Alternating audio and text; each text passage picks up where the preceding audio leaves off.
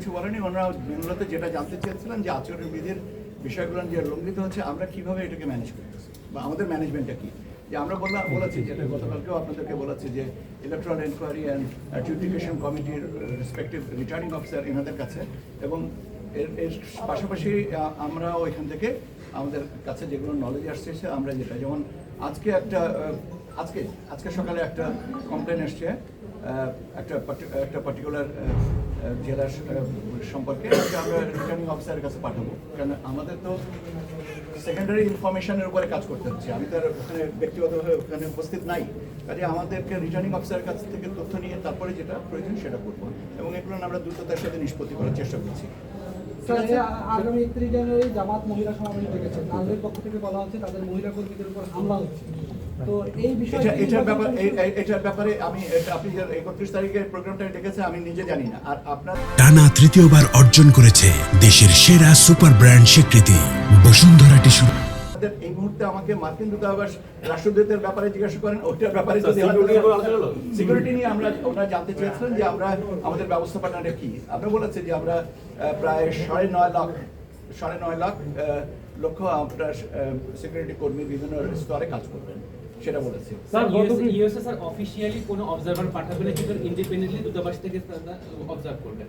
হ্যাঁ, ওটা অফিশিয়ালি কোনো অবজার্ভ আমি তো বলেছি এটা ঠিক আছে। স্যার গত বৃহস্পতিবার বলেছিলেন যে পোলিং বুথ এবং পোলিং সেন্টারের সংখ্যা কত এটা সরি, তারপরে রোববার বলেছিলেন যে এটা আজকে পিআরও কে দিয়ে দিব। আমি এখনো আপনি ডেলি স্টার তো আমাকে এটা সংখ্যাটা রুমে যেতে দেন আমার কাছে, আমি তো ওইখান থেকে এসে আচ্ছা আমি একটা বলে দিচ্ছি কোন ধরনের ব্যালট ব্যালটের সাথে আচ্ছা ঠিক আছে তাহলে আচ্ছা ট্রেনিং এর সিটি আসলে তখন আমি বলবো। আমরা আপনাদেরকে নিয়মিতভাবে জানাতে চাই বা জানাচ্ছি সেগুলো সম্পর্কে ওনাদের কৌতূহলটা ছিল।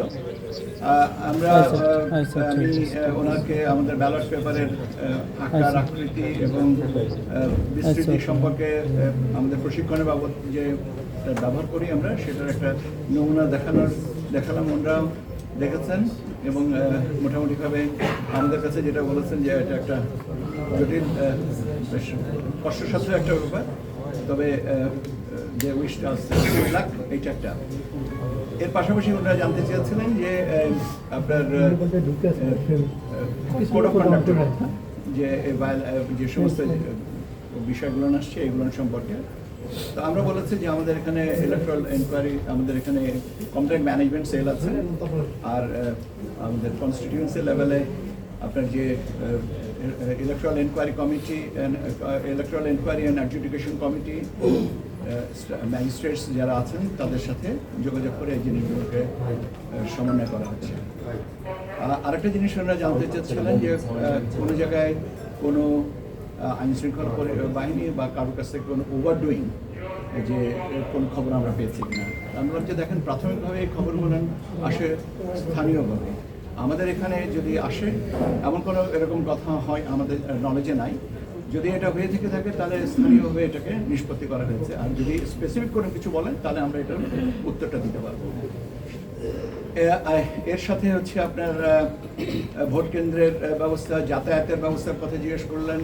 ওনারা ওখান থেকে আপনার কোনো পর্যবেক্ষক দল আসবে না, তবে ইন্ডিপেন্ডেন্ট একটা দল আসবেন যেটা মার্কিন যুক্তরাষ্ট্র থেকে এবং আপনার দূতাবাস থেকে আমরা ঢাকা, সিলেট, চট্টগ্রাম এবং খুলনায় ওনাদের মতো পর্যবেক্ষণে যাবেন, but they are not the formal observers. ওনারা এমনি দেখতে যাবেন ভোটের অবস্থাটা কি, এবং আপনাদের ওরা বলেছেন যে ওনারা এটাকে সিনেটে কোথায় রিপোর্ট করবেন। আর আমি বলছি তো, আরে ভাই আমার শেষ করতে দেখলেন।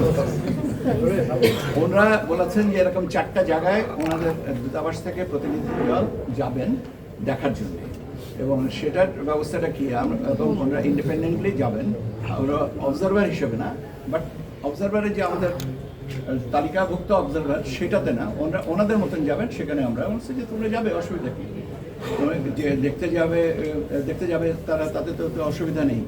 এবং যাতায়াতের ব্যবস্থাটা জানতে চাচ্ছিলেন, ভোটের দিনে যে গাড়ি যাতায়াতের সীমাবদ্ধতা থাকবে কিনা। আমরা বলেছি যে হ্যাঁ থাকবে, এটা নির্ধারণ করে দিচ্ছে স্বরাষ্ট্র মন্ত্রণালয়। কাজে স্বরাষ্ট্র মন্ত্রণালয় নির্ধারণ করে দিতে পারবে কম ঘন্টার জন্য কতদিন কতক্ষণ এটা নির্ধারিত মানে সীমিত থাকবে। আর আপনি যেটা জানতে চাচ্ছেন যে এখন ওনারা কি অবজার্ভ করবেন, কিভাবে করবেন, এই ব্যাপারে আমরা কোনো কিছু বলি নাই, আমাদের বলা এখতিয়ারও না বা এটা প্রয়োজনও না, বরং এটা ওনারা ওনাদের স্বাধীনতা নিয়ে আর কি যাতায়াত করবেন, ওনারা জানতে চাচ্ছেন এবং আমাদেরকে ওনারা বলেছেন যে ওনারা আমাদেরকে একটা লিস্ট দেবেন যে কয়জনা ওনারা বিভিন্ন জায়গায় যাবে এটা। তো আমরা বলেছে ঠিক আছে আপনারা লিস্ট দেন, দেওয়ার পরে আমরা সেই বিষয়টা আমরা ফেসিলিটেট করবো। স্যার